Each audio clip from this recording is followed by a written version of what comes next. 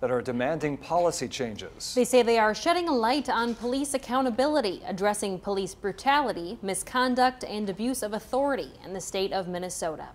Thanks for joining us tonight. And all of those issues are on the agenda for the special legislative session that kicks off at the state capitol tomorrow. Those reforms are seeing new momentum following the death of George Floyd, a man who died in Minneapolis police custody a couple of weeks ago. KTTC's Camaria Bray is live in our studio with what exactly could change. Camaria?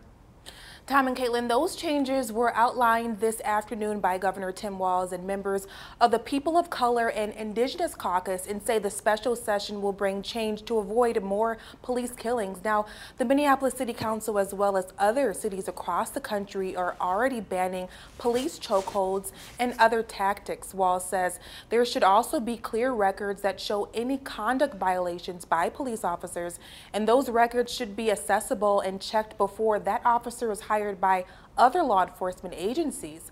He also talked about other specific changes the legislator is going to discuss. There are going to be proposals around police violence. There's going to be proposals on grants and rebuilding. There's going to be proposals on accountability that make sure the public sees that transparency. Walz says the changes are overdue and the time is now. These reforms have been needed for a long time. These reforms have been thought out. These reforms have been implemented in other places, and the data shows that they work.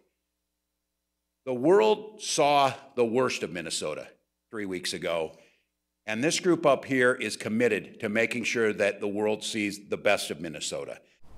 State Republicans are revealing their legislative plans tomorrow morning. The special legislative session begins at noon at the state capitol. Reporting live in the studio, Camaria Bray, KTTC News.